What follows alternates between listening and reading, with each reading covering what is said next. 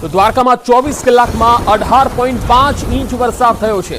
4 કલાકમાં 45 તાલુકામાં વરસાદ નોંધાયો છે, જેમાં 6 તાલુકામાં 2 ઇંચ કરતાં વધુ વરસાદ છે। સૌથી વધુ દ્વારકામાં વરસાદ નોંધાયો છે। દ્વારકામાં 3.5 ઇંચ વરસાદ નોંધાયો છે, તો વેરાવળ અને તાલાલામાં 2.5 ઇંચ વરસાદ થયો છે। વંથલી અને જૂનાગઢમાં 2.2 ઇંચ વરસાદ નોંધાયો છે।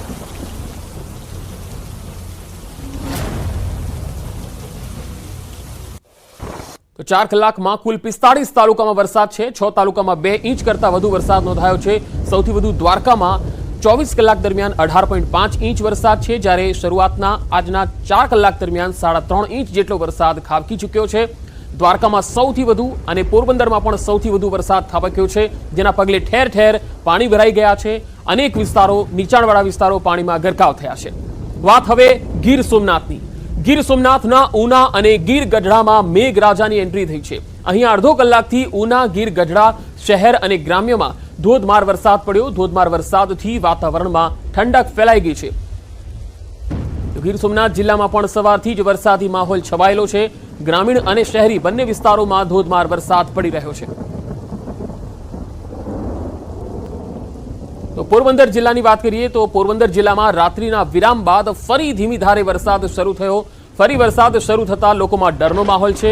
રાજીવનગર સહિત અલગ અલગ વિસ્તારોમાં પાણી ઓસરી રહ્યા હતા, ત્યાં ફરી વરસાદ શરૂ થયો। ગઈકાલ રાતથી વરસાદ બંધ થતા મોટા ભાગના વિસ્તારોમાં પાણી ઓસરી રહ્યા છે એવું દેખાઈ પણ રહ્યું છે, પરંતુ અનેક વિસ્તારો એવા છે કે જ્યાં પાણી હજુ પણ ભરાયેલા છે, લોકોના ઘરોમાં પાણી ઘૂસેલા છે।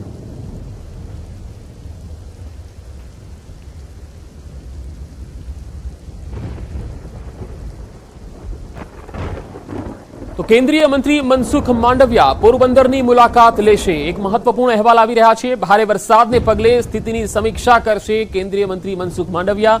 બપોરે માંડવિયા સંસદીય મત વિસ્તારમાં પહોંચશે અને જિલ્લાના અધિકારીઓ સાથે ચર્ચા કરશે અને પરિસ્થિતિની સમીક્ષા કરશે। તો પોરબંદરના સાંસદ પણ છે અને સાથે કેન્દ્રીય મંત્રી પણ છે મનસુખ માંડવિયા, ત્યારે તેઓ પોરબંદરની મુલાકાત લેવાના છે। બપોરે તેઓ સંસદીય મત વિસ્તાર પહોંચશે અને જિલ્લાના અધિકારીઓ સાથે વરસાદને લઈને પરિસ્થિતિની સમીક્ષા કરશે।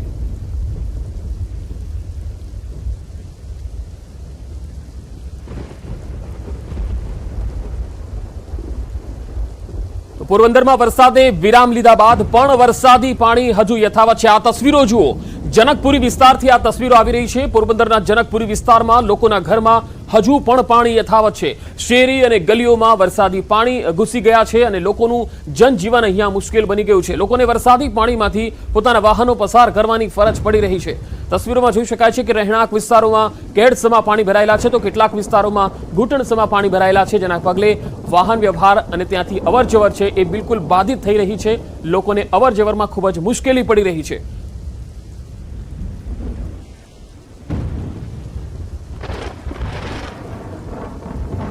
બે અલગ અલગ તસવીર પોરબંદરથી આવી રહી છે। પોરબંદરમાં એક તરફ રહેણાંક વિસ્તારોમાં વરસાદ છે અને ગઈકાલના વરસાદના વિરામ બાદ પણ હજુ પાણી ઓસર્યા નથી। પોરબંદર બાદ વાત ગીર સોમનાથની કરીએ તો અહીંયા સૌથી મોટા ગણાતા હિરણ 2 ડેમના દરવાજા ખોલાયા છે। હિરણ 2 ડેમના 2 દરવાજા 0.30 મીટર સુધી ખોલાયા છે। ગીર જંગલ ઉપરવાસમાં ભારે વરસાદના કારણે ડેમમાં પાણીની આવક વધતા રૂલ લેવલ જાળવવા 2 દરવાજા ખોલાયા। ડેમના દરવાજા ખોલાતા વેરાવળ 11 અને તાલાલાના 3 ગામોને એલર્ટ કરવામાં આવ્યા છે। હિરણ 2 ડેમના આ ગેટ ખોલાયા છે અને પાણીનો પ્રવાહ જોઈ શકાય છે કે પાણી જે છે 0.30 મીટર ગેટ ખોલવામાં આવતા પાણી છોડાઈ રહ્યું છે। ઉપરવાસમાં પણ ભારે વરસાદ છે, જેના કારણે ડેમમાં પાણીની આવક વધી રહી છે। રૂલ લેવલ જાળવવા માટે 2 દરવાજા ખોલાયા છે। વેરાવળ તાલુકાના 11 ગામડાઓને એલર્ટ કરાયા છે, તો તાલાલાના 3 ગામોને એલર્ટ રહેવાની સૂચના આપવામાં આવી છે। તો ગીર સોમનાથમાં સતત ત્રીજા દિવસે વેરાવળ તાલાલામાં મેઘરાજાની ધમાકેદાર બેટિંગ જોવા મળી। છેલ્લા 2 કલાકમાં તાલાળામાં 2.5 ઇંચ વરસાદ નોંધાયો, જ્યારે વેરાવળમાં 2 ઇંચ વરસાદ જોવા મળ્યો હતો।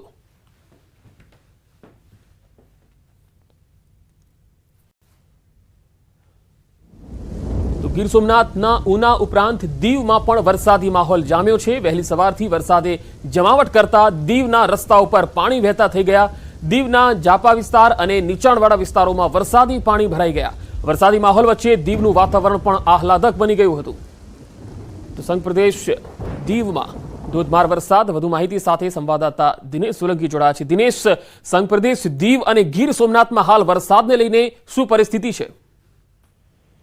જી બિલકુલ પંકજ, ખાસ કરીને છેલ્લા 3 દિવસથી ગીર સોમનાથ જિલ્લાની અંદર મેઘરાજાએ ધમાકેદાર એન્ટ્રી કરી છે. ખાસ કરીને તાલાળા અને વેરાવળ પંથકની અંદર ધોધમાર વરસાદ છે તે વરસી રહ્યો છે. ગઈકાલે પણ 2 થી 2.5 ઇંચ જેટલો વરસાદ પડ્યો હતો, તો તેમના આગલા દિવસે પણ 8 ઇંચ જેટલો વરસાદ છે તે વેરાવળ અને તેમની આસપાસના વિસ્તારમાં નોંધાયો હતો. જોકે આજે ફરી એક વખત વેરાવળમાં 2.5 ઇંચ, તો તાલાળામાં પણ 2 ઇંચ જેટલો વરસાદ નોંધાયો છે. તો સાથે સાથે ઉના અને દીવ પંથક કે જે છેલ્લા ચોમાસુનું જ્યારથી ગુજરાતમાં એન્ટ્રી થઈ છે ત્યારથી ધોધમાર વરસાદની ઉના અને દીવના લોકો છે તે રાહ જોઈ રહ્યા હતા. તે લોકોને પણ આજે રાહત થઈ છે, કારણ કે વહેલી સવારથી દીવ અને ઉના પંથકની અંદર પણ ધોધમાર વરસાદ છે તે વરસી રહ્યો છે અને તેમને કારણે દીવનું વાતાવરણ છે તે ખુશનુમા બન્યું છે. પંકજ. જી દિનેશ, આભાર માહિતી આપવા માટે. તો દીવના રસ્તાઓમાં પાણી વહેતા થયા છે, તસવીરોમાં જોઈ શકાય છે. તો ગીર સોમનાથમાં પણ અલગ અલગ વિસ્તારોમાં વરસાદ પડી રહ્યો છે.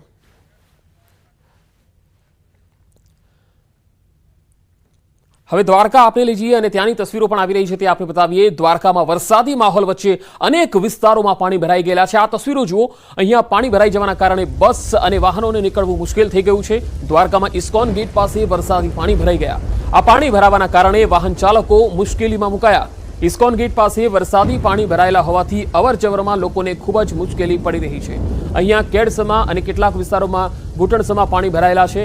ઇસ્કોન ગેટ દ્વારકાથી આવી રહી છે આ તસવીર. લોકોને આવવા જવામાં ખૂબ જ તકલીફ પડી રહી છે. યાત્રાધામ દ્વારકામાં વરસાદ છે તે મહેરની બદલે કહેર વરસાવી રહ્યો છે અને દ્વારકાના તમામ રસ્તા છે તે બેટમાં ફેરવાયો છે.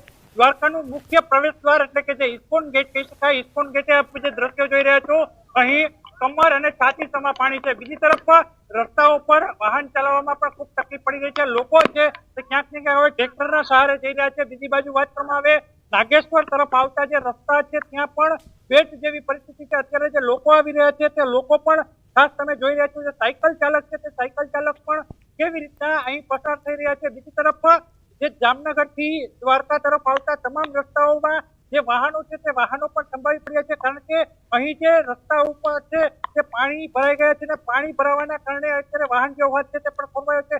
બીજી તરફ યાત્રાધામ દ્વારકાની વાત કરવામાં આવે તો યાત્રાધામ દ્વારકામાં પણ અત્યારે જે પ્રકારના દ્રશ્યો દેખાવામાં બધા કેમેરા સહયોગીને કહીશ કે અહીંના જે વિશ્રાંતિ ગૃહ અને જે રેસ્ટોરન્ટો, ધર્મશાળાઓ છે ત્યાં પણ હાલ કમરથી ઉપરના પાણી છે તે ભરાયા છે અને દ્વારકામાં હવે વરસાદી મહેર છે તે કહેર બનતો જાય છે.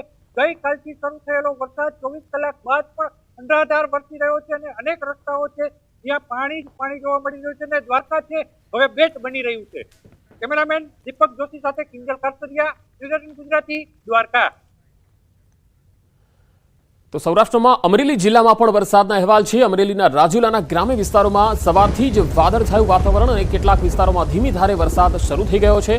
રાજુલા તાલુકાના જૂની મંડળી, જાપોદર, વડલી જેવા ગ્રામ્ય વિસ્તારોમાં વરસાદ શરૂ થઈ ગયો છે. જોકે અહીંયા ખેડૂતોને આ વરસાદ ખૂબ જ અનુકૂળ છે, કારણ કે પાકને આ પાણી ખૂબ જ જરૂરી હતું, જેથી અમરેલી રાજુલાના ખેડૂતો ખુશખુશાલ જોવા મળી રહ્યા છે.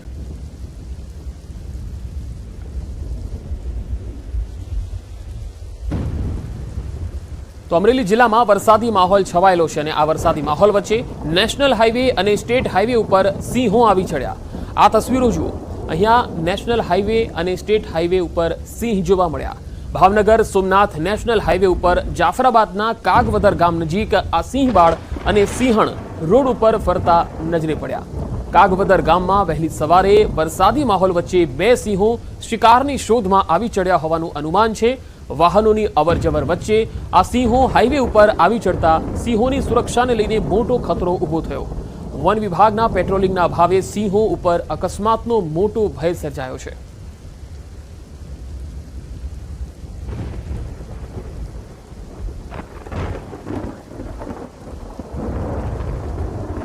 તો પોરબંદરમાં હાલ વરસાદે તો વિરામ લીધો છે, પરંતુ હજુ પણ ઘણા રસ્તાઓ બંધ છે. બોખીરાથી હાર્બર મરીન પોલીસ સ્ટેશન તરફ જવાનો રસ્તો બંધ છે. બોખીરા વિસ્તારમાં પાણી ભરાતા રસ્તાઓ તોડી પાણી નિકાલની વ્યવસ્થા કરવી પડી રહી છે. રસ્તો તોડી પાણી નિકાલ થઈ રહ્યો હોવાથી રસ્તા બંધ કરવાની નોબત આવી છે. તસવીરોમાં જોઈ શકાય છે કે આ રસ્તા બંધ છે. અહીંયા લોકોની અવરજવર પણ બંધ કરાઈ છે. બોખીરાથી મરીન પોલીસ સ્ટેશન સુધી જઈ શકાય તેમ નથી.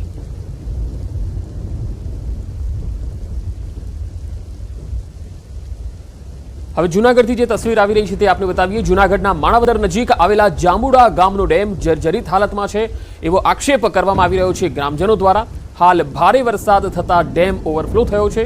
ગ્રામજનોએ આક્ષેપ કર્યો છે કે ડેમના પાળા નજીક ગાબડું પડ્યું છે અને વધુ પાણી આવશે તો ગાબડું મોટું થશે અને ડેમને નુકસાન થાય તો નીચેના ગામોમાં પાણી ઘૂસી શકે છે। ગ્રામજનોનો દાવો છે કે તંત્રને અનેક વખત રજૂઆત કરી ડેમ સિંચાઈ વિભાગ હસ્તક છે પણ કોઈ જ કાર્યવાહી થતી નથી।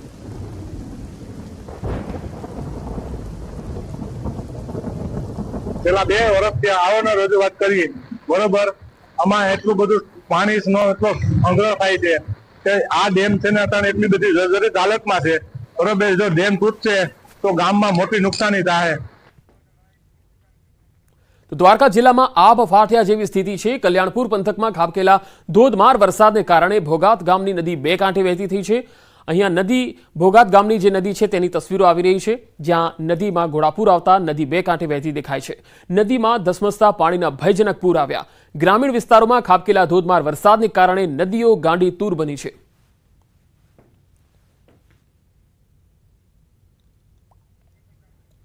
દ્વારકામાં બારે મેઘ ખાંગા થયા। ભારે વરસાદથી દ્વારકા જિલ્લો પાણી જ પાણી થયો છે। દ્વારકામાં અનેક નીચાણવાળા વિસ્તારો પાણીમાં ગરકાવ છે। દ્વારકા શહેરના આવડપરા વિસ્તારમાં લોકોના ઘરોમાં પાણી ભરાઈ ગયેલા છે। ભારે વરસાદના કારણે આવડપરા વિસ્તારમાં વરસાદી પાણી ફરી વળતા લોકોને ખૂબ જ હાલાકી પડી રહી છે અને અહીંયા પાણીનું સામ્રાજ્ય દેખાઈ રહ્યું છે। અહીંયા એક જ દિવસમાં સિઝનનો 66% જેટલો વરસાદ તૂટી પડ્યો છે અને તેના કારણે નીચાણવાળા વિસ્તારો છે એ પાણીમાં જળમગ્ન બન્યા છે। શહેરના મુખ્ય માર્ગો પણ જળમગ્ન થયા છે। તો દ્વારકામાં વરસાદી માહોલ વચ્ચે અનેક વિસ્તારોમાં પાણી ભરાઈ ગયા। દ્વારકામાં ઇસ્કોન ગેટ પાસે વરસાદી પાણી ભરાયા। પાણી ભરાવાના કારણે વાહન ચાલકો મુશ્કેલીમાં મુકાયા હતા। તસવીરોમાં જોઈ શકાય છે કે અહીંયા એક કાર જે છે એ ધસમસતા પાણીના પ્રવાહમાં પસાર થવાનો પ્રયાસ કરી રહી છે। અડધી કાર પાણીમાં ડૂબી જાય એ પ્રકારની સ્થિતિ છે। ઇસ્કોન ગેટ પાસે વરસાદી પાણી ભરાયેલા હોવાથી અહીંયા અવરજવરમાં લોકોને હાલાકી પડી રહી છે। તો દ્વારકા જિલ્લામાં આજે વહેલી સવારથી જ વરસાદી માહોલ છે અને સવારમાં જ 1 ઇંચ જેટલો વરસાદ થયો હતો। જિલ્લામાં હજુ વરસાદી માહોલ યથાવત છે। તો કલ્યાણપુર ખંભાળિયા પંથકમાં પણ વરસાદ પડી રહ્યો છે। સવારે અહીંયા પણ 1 ઇંચ જેટલો વરસાદ થયો। તો દ્વારકા શહેરમાં ગઈકાલે 2 કલાકમાં 9 ઇંચ વરસાદ ખાબક્યો હતો। ધોધમાર વરસાદને કારણે અનેક વિસ્તારોમાં પાણી ભરાઈ ગયા હતા।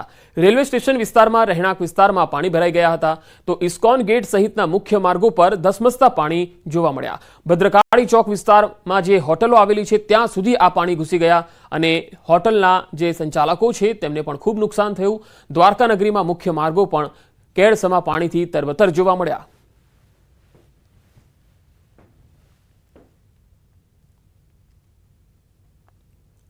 તો દ્વારકામાં આબ ફાટ્યું હોય તેમ અનેક વિસ્તારો જળમગ્ન થઈ ગયા છે।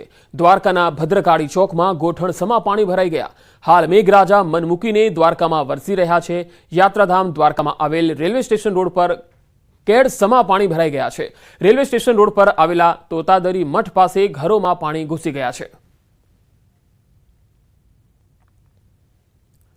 તો દ્વારકામાં પાણીમાં હિલોડા લેતી એક કારનો વિડીયો પણ વાયરલ થયો। આ તસવીરો જુઓ, જેમાં જોઈ શકાય છે કે એક કાર જે છે એ ટ્રકના આવવા પછી જે છે એ હિલોડા લેતી નજરે પડે છે। હાલ તો આ બસ છે, પરંતુ ત્યારબાદ એક કારનો પણ વિડીયો છે જે તમને અમે બતાવીશું। પીજીવીસીએલની કચેરી પાસે ભરાયેલા પાણીમાં પાર્ક હતી એક કાર અને જ્યારે ત્યાંથી એક ટ્રક પસાર થાય છે તો એક કાર પાણીમાં તરતી નજરે પડે છે। દ્વારકામાં ધસમસતા પાણીના પૂર રસ્તાઓ પર વહેતા થયા હતા। પાણીમાં ડૂબેલી કાર પાસેથી ટ્રક પસાર થઈ અને ત્યારે આ તસવીર જુઓ। આ ટ્રક પસાર થઈ અને આ જે કાર છે તે હિલોડા લેતી હોય એ પ્રકારે આખી કાર જે છે તરતી જોવા મળે છે।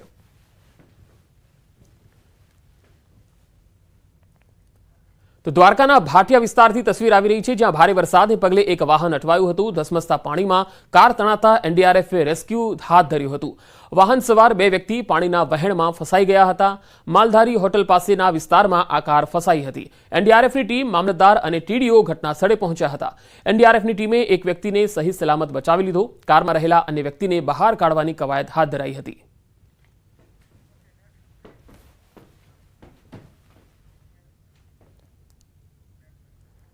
રાજ્યના અન્ય સમાચારો પર નજર કરીશું। હાલ રોકાઈશું એક બ્રેક માટે।